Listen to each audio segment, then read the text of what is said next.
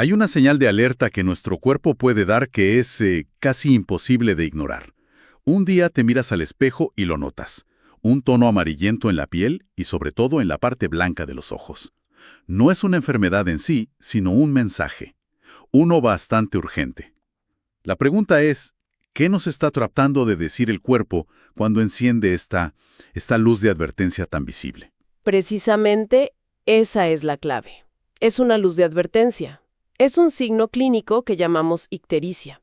Y es, digamos, la manifestación externa de un desequilibrio interno. A veces simple, a veces muy, muy complejo.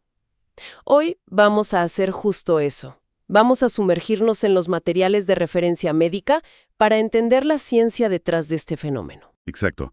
Nuestra misión es descifrar este síntoma. Vamos a seguir la increíble ruta de una molécula llamada bilirrubina, que es la protagonista de toda esta historia. Y veremos cómo los médicos usan su rastro como si fueran detectives, ¿no? Para diagnosticar desde condiciones genéticas que son sorprendentemente comunes hasta enfermedades graves del hígado. ¿Y de las vías biliares también? Empecemos por lo básico entonces. Por esa imagen en el espejo, la ictericia es esa coloración amarilla. Y el primer lugar donde suele aparecer es en la esclerótica, ¿cierto? La parte blanca de los ojos. Así es. Según los textos, esto se debe a que la bilirrubina tiene una afinidad especial por una proteína que se llama elastina, que es muy abundante ahí. Y hay un dato curioso que leí. Para que se note, la concentración en sangre tiene que ser bastante alta. Sí, al menos 3 miligramos por 100 mililitros. No es cualquier cosita. ¿Y ese color amarillo siempre es amarillo? Leí que puede cambiar. Fíjate que sí, si la situación se prolonga, la piel puede empezar a tomar un tono como verdoso. Esto pasa porque la bilirrubina, con el tiempo, se oxida y se transforma en otra molécula, la biliverdina, que es de color verde. Es un detalle que a un médico le puede indicar que el problema no es de ayer, que ya lleva tiempo desarrollándose. Ahora, algo que me parece crucial. Piel amarilla no siempre es igual a ictericia. Recuerdo haber leído el caso clásico de la gente que come demasiadas zanahorias. Exacto. Ese es el clásico ejemplo de la caratonodermia. Es fundamental para un médico diferenciarla, hacer lo que llamamos un diagnóstico diferencial. Si alguien sigue una dieta muy rica en carotenos, zanahorias, calabazas, mangos, pues el pigmento se puede acumular en la piel y darle un tono anaranjado o amarillento. ¿Y cómo sabe el médico que no es un problema del hígado? ¿Cuál es la pista? De las manos y las plantas de los pies. Es el típico caso del estudiante que para estar sano se alimenta una semana a base de puré de calabaza y llega a la consulta pensando que tiene una hepatitis fulminante. Entendido. O sea que los ojos son el delator definitivo. Pero hay otra pista que mencionan los textos, una que la propia persona puede notar incluso antes, la orina oscura. La describen como color de té o de bebida de cola. ¿Por qué es tan importante este detalle? Es una pista de primer orden, fundamental. Si la orina es oscura de esa manera, nos está gritando que contiene bilirrubina. Pero no cualquier tipo de bilirrubina, sino la que ya ha sido procesada por el hígado, la que se hizo soluble en agua, la bilirrubina conjugada. Ah, claro. Como es soluble, los riñones pueden filtrarla y eliminarla. Esto ya le dice al médico que el problema probablemente no es una producción excesiva de bilirrubina, sino Un atasco. un atasco en el hígado o más allá. Ok, hemos mencionado a la bilirrubina como la culpable de todo esto. Pongámosla en el banquillo. ¿De dónde sale esta molécula? ¿Por qué la producimos? Pensemos en el cuerpo como un sistema de reciclaje increíblemente eficiente. Cada día, millones de glóbulos rojos viejos llegan al final de su vida útil y tienen que ser, digamos, desmantelados. La bilirrubina es esencialmente un producto de desecho tóxico que resulta de desguazar la hemoglobina. La proteína que transporta el oxígeno. Esa misma. Entre el 80 y el 85% de la bilirrubina diaria viene de este proceso. O sea, es basura metabólica. ¿Y por qué es tóxica? ¿Qué es lo que la hace peligrosa? Lo fascinante aquí es su transformación. En su estado inicial, recién formada, se llama bilirrubina no conjugada. El problema es que es liposoluble, es decir, soluble en grasa, pero no en agua. Y esto la hace peligrosa, porque puede atravesar las membranas de las células, especialmente las del cerebro, y dañarlas. Además, como no es soluble en agua, pues no puede eliminarse por la orina. ¿Y cómo viaja por la sangre, que es principalmente agua, si no es soluble? Necesita un taxi. Se une fuertemente a una proteína muy abundante en la sangre que se llama albúmina. Este complejo, bilirrubina-albúmina, es como un camión blindado que transporta el residuo tóxico de forma segura hasta la planta de tratamiento. Y esa planta de tratamiento es el hígado. Exactamente. El hígado es una maravilla de la bioquímica. Cuando el camión de albúmina llega, las células hepáticas captan la bilirrubina y ahí le realizan el paso crucial, la conjugación. Usando una enzima, le pegan una molécula de ácido glucurónico. Este simple añadido químico cambia toda su estructura. Y la vuelve soluble en agua. La vuelve soluble en agua y, por lo tanto, no tóxica y fácil de eliminar. Entonces el hígado convierte el residuo tóxico en un paquete seguro y manejable. Una vez empaquetado, ¿a dónde va?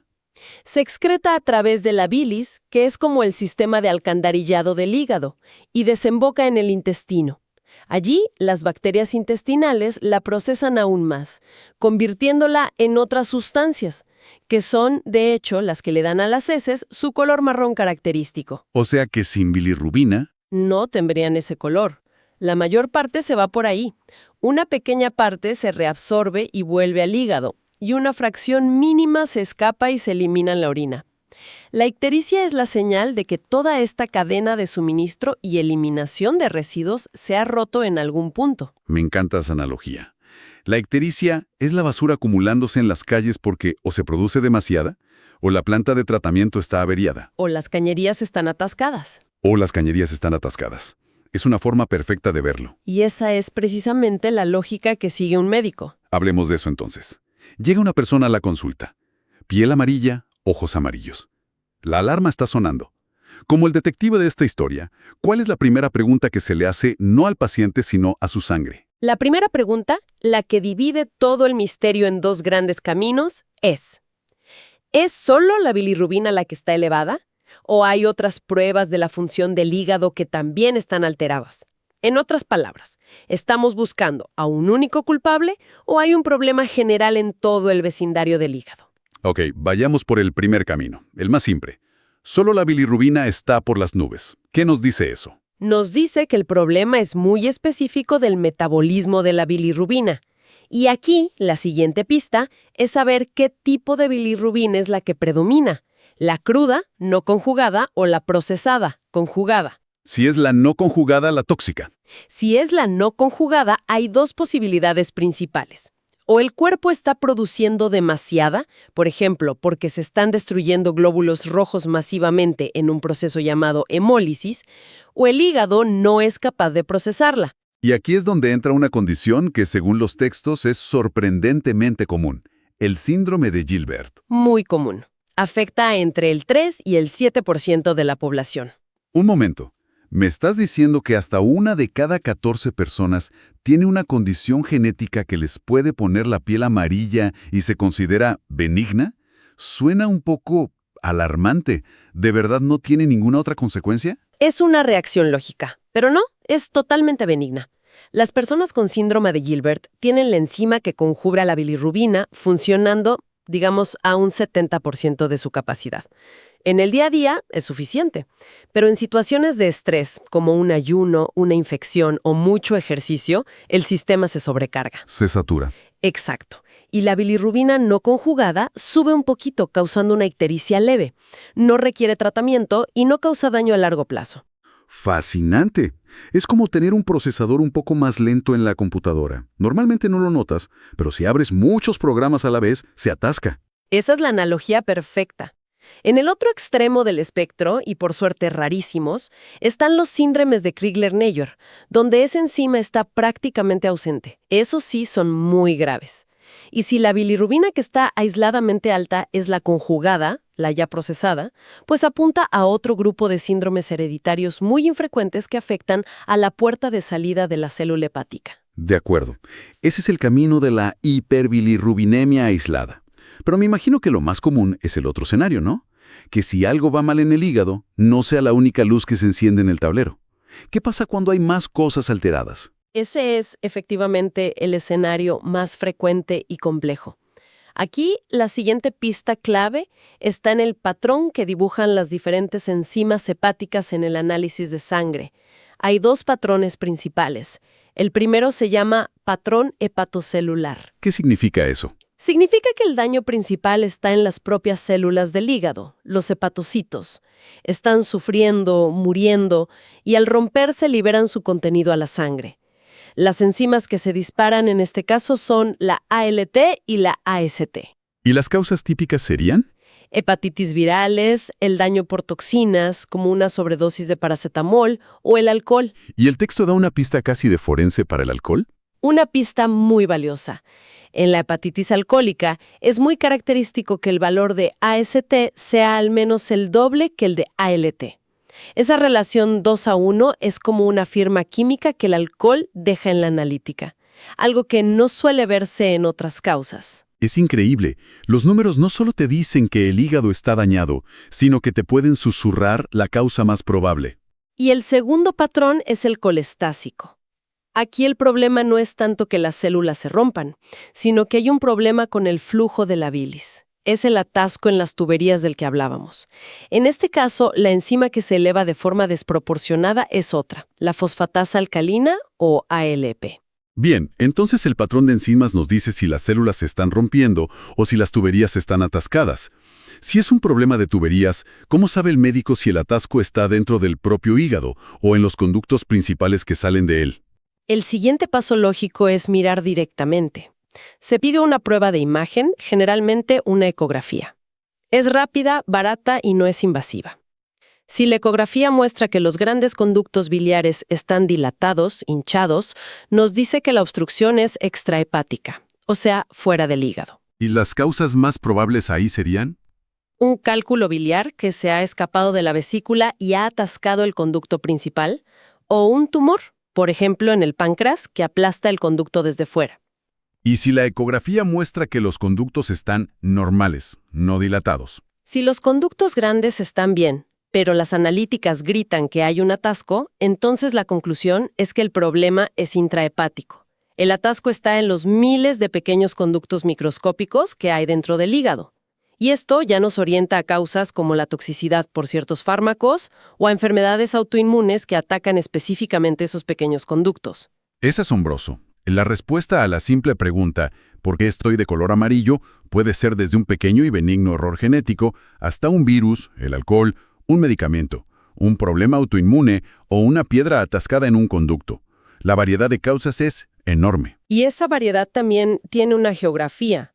Los textos señalan que mientras en los países desarrollados las obstrucciones por cálculos y la toxicidad por fármacos son causas muy comunes, en los países en desarrollo las enfermedades infecciosas siguen siendo protagonistas.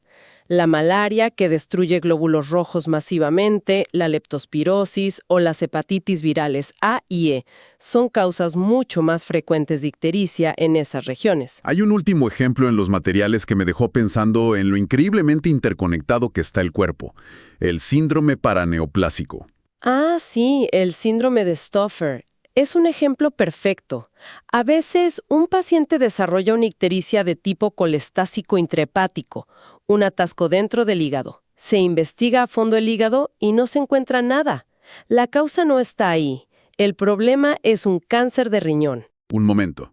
¿Quieres decir que un tumor en el riñón puede hacer que el hígado deje de funcionar correctamente y te ponga amarillo, incluso si el cáncer no se ha extendido al hígado? Exactamente.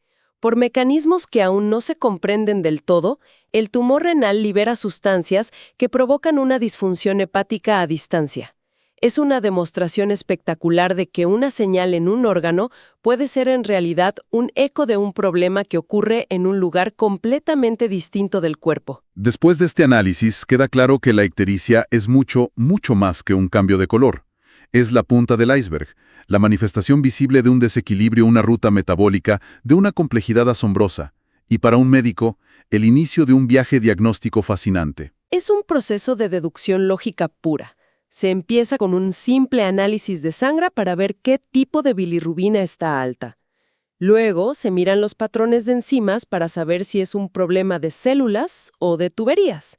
Y finalmente, se usan imágenes para encontrar dónde está el atasco, si es que lo hay. Es seguir un mapa de pistas donde cada resultado acota las posibilidades y te acerca a la causa raíz. Para terminar, había un último detalle en los textos que me pareció que resolvía un misterio. Mencionaba algo llamado bilirrubina delta. ¿Suena como a operación especial? Es un concepto que explica un fenómeno clínico muy común.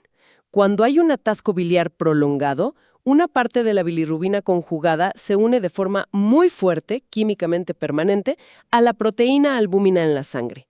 A esta fracción se le llama bilirrubina delta. Y como está pegada a la albúmina, Exacto.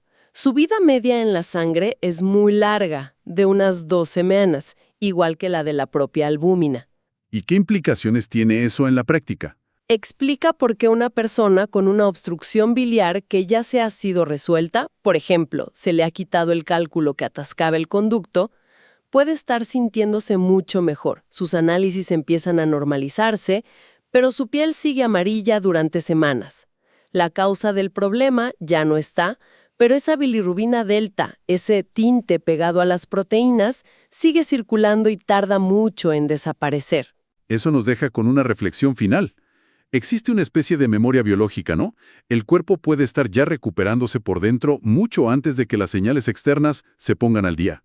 Nos hace pensar, ¿cuántos otros procesos en nuestro cuerpo tienen esta inercia, donde lo que vemos por fuera, el signo visible, no refleja para nada la recuperación que ya está en marcha en el interior?